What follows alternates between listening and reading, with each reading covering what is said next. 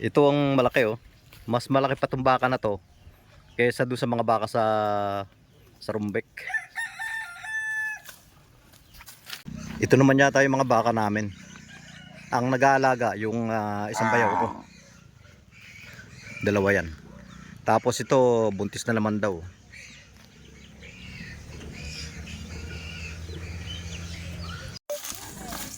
Ang dami ng baka ngayon dito.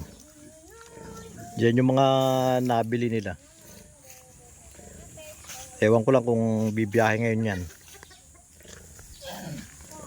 Yan yung pinakamalaki oh.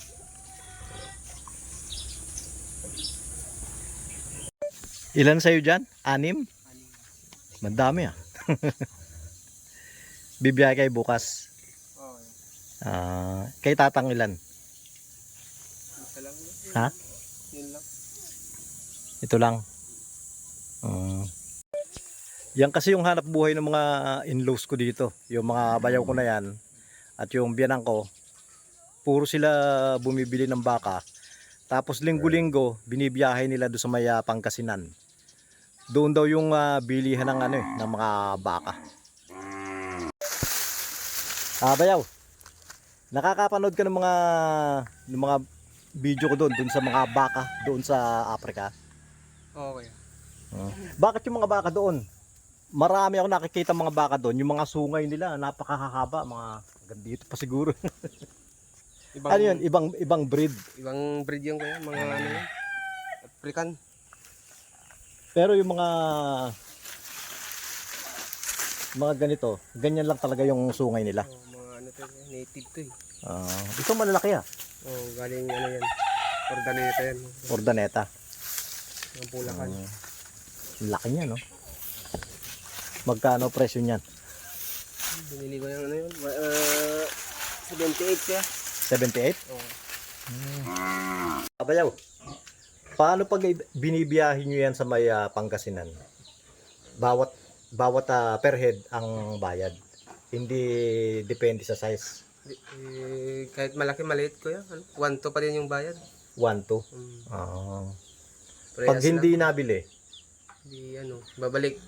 wala nang bayad yun. Walang bayad. Yung ano lang, yung gastos mo lang sa daan. Minsan nangyayari talaga na hindi nabebenta. Pag naglulugi na ng ano. Pag lugi sa pagkabili. Pag wala nang buyer doon, yun, iuwi na lang. Pero kadalasan naman nakukuha lahat. Nakukuha lahat.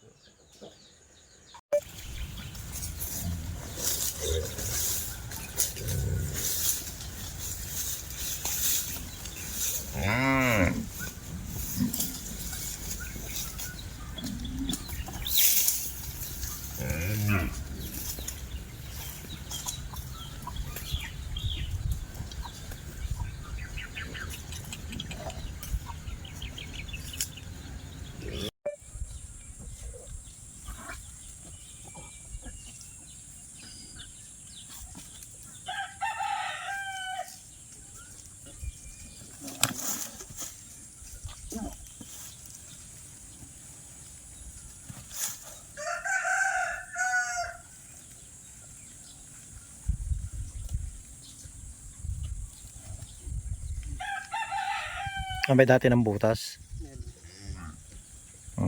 Wait lang.